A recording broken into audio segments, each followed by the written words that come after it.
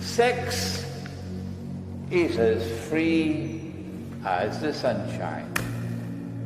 You come a long way, baby. Huh? And we say to society, this is a new lifestyle. We shack out. And when we have a falling out, we just shack out. The Prophet said, sallallahu ta'ala alayhi wa sallam, that the last people to come out to Dajjal, or the Antichrist, will be women. The last people to come out to Dajjal or the Antichrist will be women. And a man would have to return to his home and tie down his wife and sister and daughter to protect and preserve them from Dajjal, the Antichrist. Indicating that when Dajjal's mission is close to its climax, something strange is going to sweep the world of women. That they are going to be deceived, utterly deceived. That what would appear to them to be the road to progress, which they will eagerly grasp and embrace, what would appear to them to be a revolution in the world of women, the likes of which mankind never witnessed before, would in fact be Dajjal's deception. I believe you will share with me the view that the prophecy of the blessed Prophet Muhammad alayhi salatu wasalam is today being unfolded in the modern feminist revolution and its so-called struggle for women's liberation. Allah created the male and the female the way He created the night and the day. He says that in the Quran. And then having said that, He said, Inna sa'ayakum lashatta. You are functionally different. But in Akhir Zaman, they say that's nonsense. The Quran is nonsense. Anything a man does, a woman can do. And so the night can try to become day. It's called the feminist revolution. But in the process of the night trying to become day, she's pursuing her own career. Now, very good, mashallah, mashallah.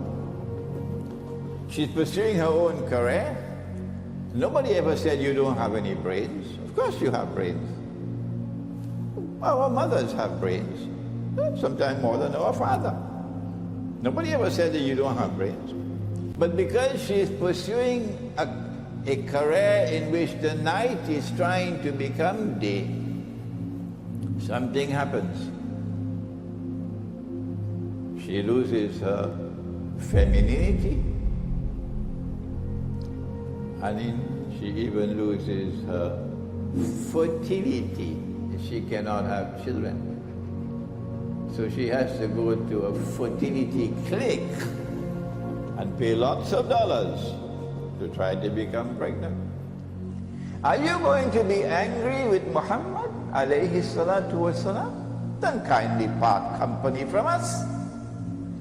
Because what this hadith indicates is that women who fall under the influence of Dajjal, not all will do that. No, alhamdulillah.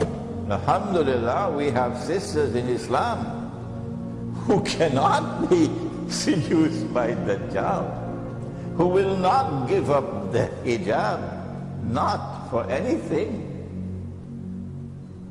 What this hadith indicates is that women who come under the influence of Dajjal are going to be brainwashed. Brainwashed. Meaning, you could talk as much as you want. you will not be able to convince them. It's an exercise in futility because they are brainwashed.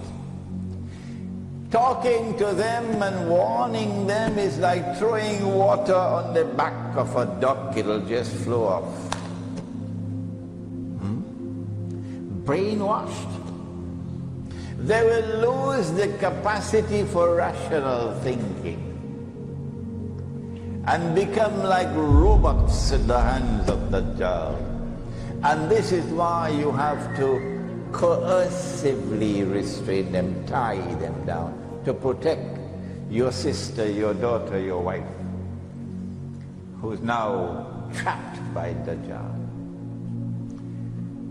We say that this is the explanation, this hadith, this is the explanation of a modern Western feminist revolution which is taking the world by storm for the last 100 years and more. We say that Dajjal is the mastermind of the modern Western feminist revolution. You may differ with us because you are brainwashed. So your differences with us makes no difference to us because you're incapable of rational understanding when Muhammad alayhi salatu wasalam has spoken in the way that he has spoken. That all through history, every civilization has recognized a functional difference between the male and the female. That men have functions in society and women have functions in society. And that they have been biologically constructed and physiologically constructed in order to fulfill their basic functions. Along comes modern Western civilization and says, no, wrong. Everything a man does, a woman must have the freedom to do it. And so, women now assuming the functional role of men in society. And when they do so, they dress like men. Is this happening by accident? She's dressed in a jacket. She's dressed in trousers. And she has a tie. What's going on? Why does she not dress like a woman? Why is she dressed like a man? And now she's working full time. So what happened to the babies? Now you got to follow the American Sunnah, one son and one daughter. 2 children. All through history, women were always covered. But now, they are dressed and yet naked. It started with the taking off of the head covering. Oh, now I'm free. I'm free from this bondage, the covering of the head. Okay, let's see where you're going. What they call a baby.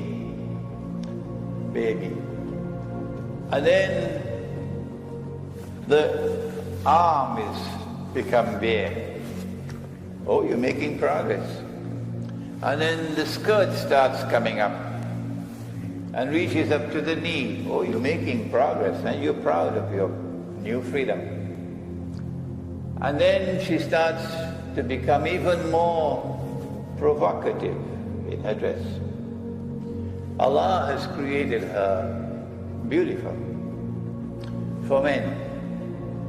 And as she takes off her clothing, the provocation for men increases. Is this happening by accident? It starts over there, and then like a virus it spreads to the rest of the world.